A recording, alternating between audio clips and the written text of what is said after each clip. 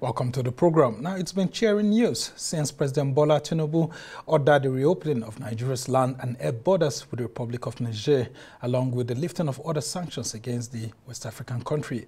It's in line with the resolutions of the ECOWAS Authority of Heads of State and Government during its extraordinary summit last month. Now, ECOWAS leaders collectively agreed to lift economic sanctions against Niger, Mali, Burkina Faso, and Guinea during its last meeting in Abuja. President Tinubu's directive specifically included lifting of the closure of land and air borders, the no-fly zone, suspension of commercial and financial transactions, asset freezes, travel bans on government officials, and other restrictions earlier imposed on Niger. Now, Tinubu has also approved the lifting of financial and economic sanctions against the Republic of Guinea. Our presidential spokesman, Ajorin Gelale, announced that the decision will take immediate effect. The lifting of sanctions is expected to facilitate increased economic activities and cooperation between the two West African countries, as well as contributing to regional peace and prosperity within the sub-region. Well, for more on this, I'm now glad to have in the studio a professor of strategic management and, of course, renowned professor of human capital development, Professor Okey Ikechukwu, who is also a policy analyst. And, of course, he's also the executive director of Development Specs Academy. Thank you so much, Prof, for joining us. Thank you. Yes, and so here we are, ECOWAS rescinding on its earlier decision, and Nigeria is towing the path of the decision of the authority of ECOWAS heads of state and government. And people keep wondering why we had the sanctions in the initial time, and then, of course, the talks here and there, as if some of these ECOWAS leaders were not towing the path of some Western countries, and they've realized and are now taking, they are now doing a reversal of their decision. Well, I think to begin with, the sanction was precipitate. I am not convinced it was thought through in terms of likely consequences. I also am not sure that the strategic interests of particularly Nigeria was well thought through. Take the matter of how the sanction came. First, it was specific. It enumerated the areas of intervention and then gave a timeline for that government to go away. A military government? So it was a very, very unwise move, particularly with the fact that it was given some time. But the new decision arising now is commendable, is in our own strategic interest. No matter how we choose to look at it, Nigeria stands to lose more, or stood to lose more if matters had deteriorated for that. We have a larger population. Yes, we may talk about denying them electricity, but if you think through that, the degree of dependency may tilt more in their favor. We have hydroelectric power. That river passes through Niger. If they decide to dam it, what happens? You get? And then when you talk about trade exchange, Niger is also a route for some of our traders to other parts of North Africa. We may not be aware of what is involved. People will talk about the fish in Maiduguri. It's much more than that.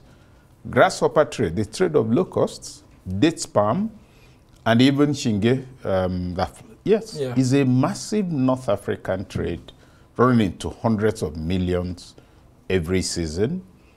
All of that gets affected. And so this decision is good at three distinct levels. At the level of regional reintegration, because remember, the three countries were already thinking of setting up their own platform. Now, that was the Alliance of Sahel States. Even though I would call them Alliance of, poor cousins, really. Because three of them put together, that's probably the capacity of one state in Nigeria. Landmass does not constitute an entity, and I can understand their enthusiasm, their idealism. I also sympathize with their reaction to France, because France has been a leech. If the resources of French West Africa are taken out, I suspect there will be no France. France does not have gold, but look at its gold reserve and compare it with that of Mali. So all of that put together. So three things or two things on the table is a very wise and strategic move to lift the sanctions. But more importantly, Nigeria should, from now on, structure its own strategic interest into any step it wants to take. Yes, we might speak of ECOWAS, but if the truth must be told, ECOWAS is Nigeria. Take away Nigeria's funding, take away Nigeria's support, take away Nigeria's patience and endurance when some of the others misbehave. There won't be ECOWAS. So I think that a slightly more frontal posture will be important. But more critically, before this, I don't suppose this government or any government will make the kind of mistake that is now being reversed now. So it's a good and commendable move. All right, you're a professor of strategic management, and that's why I actually said you should be here. This decision taken by ECOWAS was actually brought to fore at the point when President Tinubu was just coming into power and trying to stabilize. Can we say that President Tinubu may have strategically fallen into error in decision-making and not consulting widely, and maybe he was pushed by certain Western interests that made him not to think inwards as to the impact that this may have in our own country strategically, and then ECOWAS, then of course before the entire continent? Yeah, there was that widespread suspicion that it looks like he was being pushed by outside forces, particularly the US. And if you also notice the expectation on his part that our armed forces will go into Niger, and that didn't happen. Now, mistake or not, as human beings, we make mistakes. As leaders, we sometimes miscalculate on our own national interest and then take steps, which after we've taken them, we discover there was no backup. For me, personally, I thought it was a very, very wrong decision, ill-advised, not well-structured, and put in such terms as will offend even the weakest country. You're giving orders. To whom? It's not, Niger is not your tenant. It's claiming to be a new sovereign government. We've had the experience here. Do you think, for instance, anybody will have asked whether Abacha or Murtala in 1976 or Babangida or whoever to hand over in 2 weeks? From where? Yeah, they know he won't come in here. And I'm sure you recall the experience after Abacha took over, and there was this interview with Amanpo of CNN, and she was saying, you know, Nigerians are saying that the government is autocratic, it's a dictatorship. You know, telling him what Nigerians are saying about a handover, the need for him to leave, he needs to set up and consult. Abacha paused a little and said, you know, he doesn't raise his voice. He said, but I thought I told you we're a military regime. Amanpo had no response. Yeah. Yes, so that kind of logic for us to attempt it now, and you're talking about very young officers who will not brook any nonsense. If you see, when you're chasing a child with breakable plates, you don't chase the child, you just keep coaxing. Yeah. Because the plates will break, you'll be the one to replace it. If anything goes wrong in Niger, the heat will be on Nigeria. And you know, it's from Niger we have quite a bit of the fracas coming through Boko Haram, small arms smuggling and all the rest of it. So these are neighbors we need to treat well. They are, yes, they are poor in terms of outlook. They don't have our stature. We stand to lose more. So playing the big brother this time very strategically, I think is a very good move that the federal government has made. And one of those things people are also saying is that could it have been a strategic error on the part of President Bola Tinubu not to have studied the relations between the northern part of Nigeria and also Niger, how Niger, we would have seen, I mean, the relations between these countries, and you could have seen also what looked like some people from the northern part of Nigeria saying that even if you were going to send troops in, you could actually have some northerners who are soldiers refusing to fight on behalf of Nigeria because they have cousins and all of that over there. You know, in political decision making at that level, you begin with terrain analysis. What are the forces at play? What are what you might call anthropological factors? If the whites didn't draw the lines they did, that place doesn't exist as a country. The greater part of northern Nigeria, their cousins are on the other side. If you go to Adamawa, Gongola area, Mambila, you find somebody saying he's from Cameroon, but his uncle's house is in Nigeria. A traditional ruler in Nigeria, is his origin is in. So these are in fact, there are two Adamawas, one in Nigeria and one in Cameroon too. So I think the government moves too quickly. I mean, you're taking over from a government that built a rail line to Chad. I mean, Niger, yeah.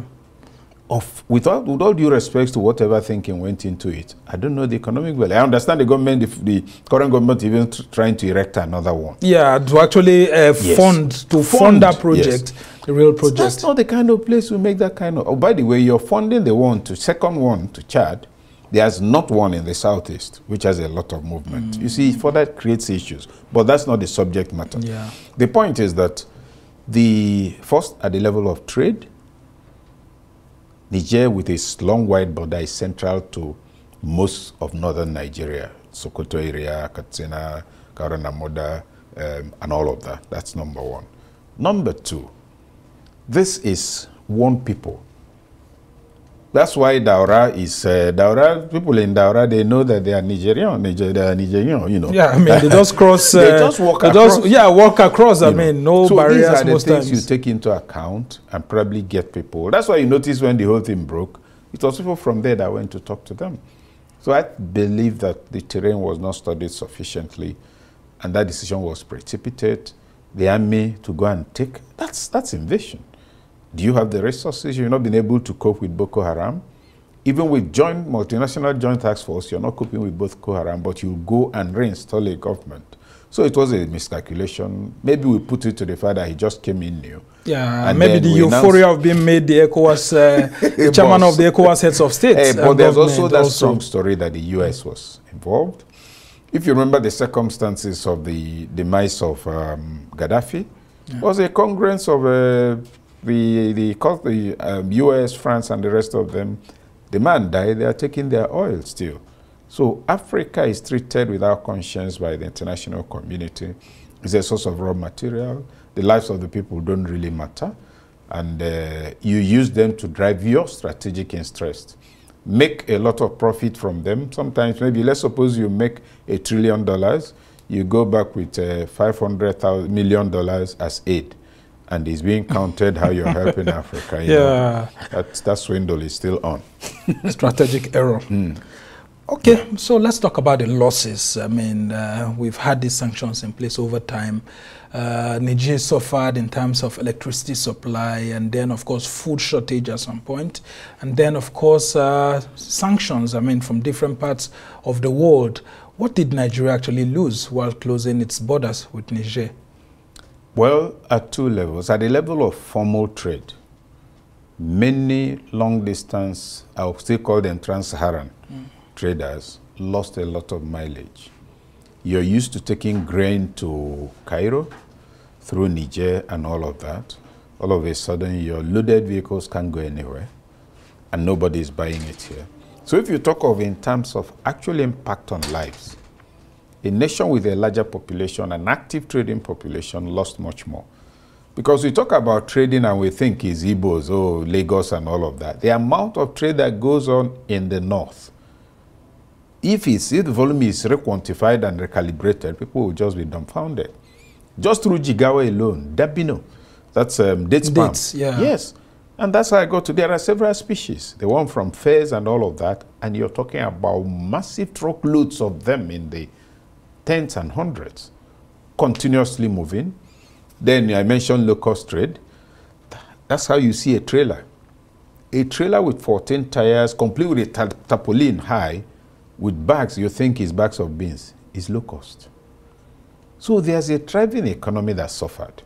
Then, of course, that's why I said the level of formal trade. At the level of informal trade, smuggling also suffered. It's from there that most of the illegal rice is brought in. It comes in, it passes through Katsina. You know, those who are supposed to stop them collect their bribe. The local communities are happy because they don't give out information.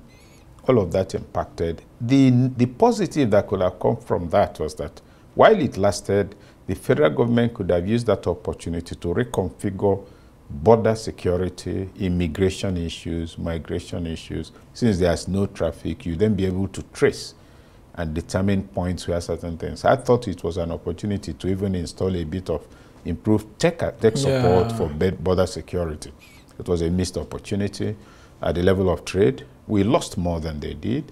Then, yes, you denied them electricity, but that wouldn't have lasted for long. Because assuming it's some rascal of a head of state who took over, And he decides not to organize a proper dam, but just to drop stones and things that will reduce the volume of water coming down. From the That's the end of our Niger electricity River. supply. And it was understood, you're not going to dam so that we'll give you electricity and all that. So let's say it's a bad situation, very well managed at the end. Well, we hear that Niger is actually planning to build its own dam, I mean, to forestall the future occurrence. You see, I just didn't want to talk on that because, you see, the implication of that, we have to start looking for alternative sources of energy. By the time they build their dam, you know, damming is something I've spoken and written about so many times. If you go to the river Niger now, you find pockets of sand in the middle. Yeah. Now, the water going downstream from up north has gone down by 68%. Wow. So, if you're going from here to maybe Ajokuta, as you pass Lokoja, you see that there's a long bridge but a small body of water in the middle. Yeah.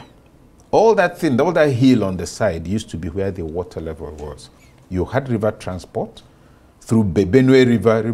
No, if you tell people now, they will tell you a lie. Yeah, badges going around and all of that. Nothing can go there again. So what does that tell you?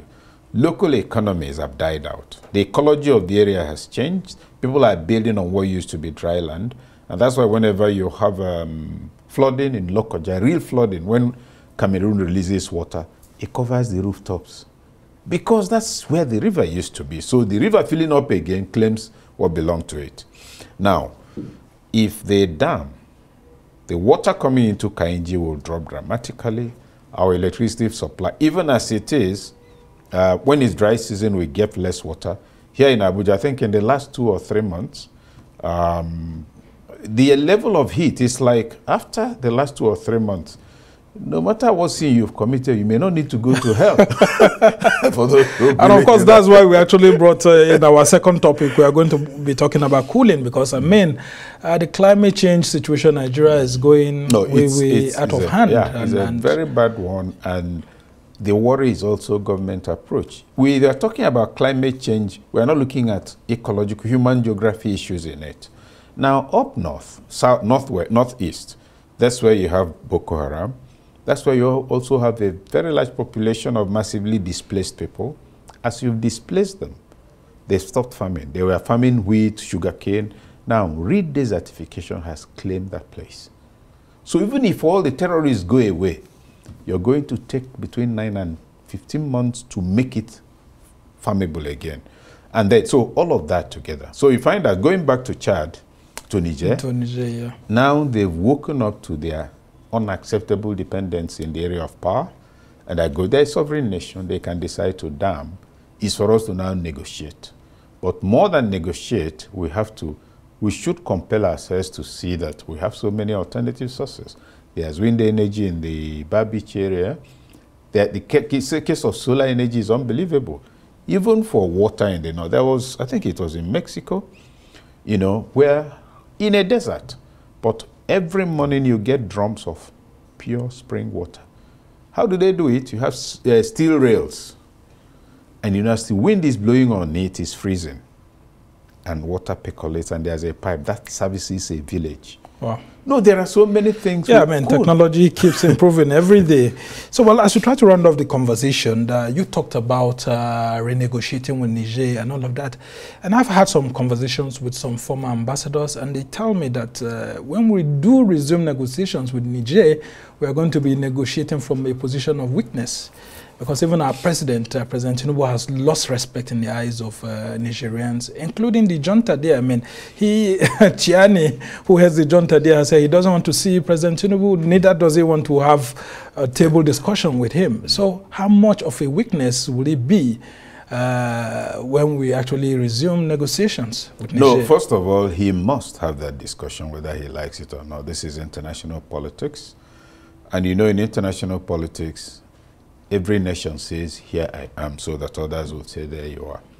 And Nigeria has enough stature to compel a discussion, but not compel the outcome. So no matter how tough he thinks he is, there are people who will tell him to be of good behavior. Rascality has its limits. Now Nigeria has stepped forward. Yes, there's some measure of weakness in that you took a wrong step initially. Now, before Tinubu steps forward, those the diplomatic community need to do what they need to do. And it's a question of placing all the cards on the table. Listen, it's in your interest to do this. Now, you say they are not happy with us. They are not. We saw pictures of riots, and they felt that, you know, the French have been dealing with us, taking our resources, our uranium. They give us 9 cents, I think, and sell it to about $15. So now we are taking it back. These wicked people don't want us to. And they expected our support. Yes, precisely. So that disappointment is understandable. It's to go and have a conversation. That, listen, I mean, even if you are going, are you not aware, for instance, of past cases where even in planning a coup, people send underground communication to nearby countries and all of that? So they have to find a way around it. Yes, there's some measure of weakness. Having become aware of the weakness, find how to turn it into strength. All right, just before I let you go, ECOWAS is on the table of weakness too. I mean, that table of weakness is such a huge one that people are saying that, look, the future of ECOWAS needs to be re-examined generally, having seen how they lacked tact and strategy during this period in handling these matters. Yes. Guinea has also had sanctions lifted from it by Nigeria and then other West African countries, Mali, Burkina Faso. So what's the future looking like for ECOWAS at the moment? The future is open to argument and serious debate. I am not aware that there was any time in history when it was a particularly strong organization. And you must ask yourself, why is it that Nigeria ends up being the head of ECOWAS all the time? Nigeria funds it, the office is here, etc. We must call a spade a spade. Where I think we've been getting it wrong as a country is that we do the funding, do all the visibility. If you look at the configuration, it's you can't say it's entirely in the interest of the country. And also, France has never loved the ECOWAS. There are 4 English-speaking West African countries. The rest are French-speaking. And for them, ECOWAS, for France, ECOWAS is just Nigerians' means of trying to, you know, take what belongs to them. So it's in their interest. Remember during the Civil War, which was the first country to recognize Biafra and whittle down the strength of Nigeria? It was France. Then Tanzania and all of that. So ECOWAS, first of all, at the level of international politics, is one organization that France will give anything to bury. Secondly, in terms of its own cohesion and activities, ask yourself, why is it that ECOWAS, most of the time on important issues, has extraordinary meetings? Instead of, when you say extraordinary, let's suppose you have an editorial board of 15 people, and only 4 people or 5 are available. You call it extraordinary in order to legitimize it. So, so the preponderance of extraordinary meetings for ECOWAS is already, and it's a matter of record. It has challenges. It may have to redefine its area of emphasis, probably cultural integration and all of that. But as a strong force of political, what do you call it, superintendent of West Africa, ECOWAS challenges, I think, will keep increasing. And just in 30 seconds, what lessons do you think that President Tinubu would have learned in strategy? I mean, you're a professor of strategic management. Having come out of this turmoil, what lesson do you think he would have personally learned as a leader? Lesson number 1, study the terrain and determine that the resources available to you, human and material, can handle the result of terrain analysis. Lesson number 2, ask yourself what strategic interests are likely to oppose what I want to do. Lesson number 3, look for a common ground such that you use third parties to push your interest. When they are quarreling, you come as if you're settling it, but you've actually come to take what you send them to do for you.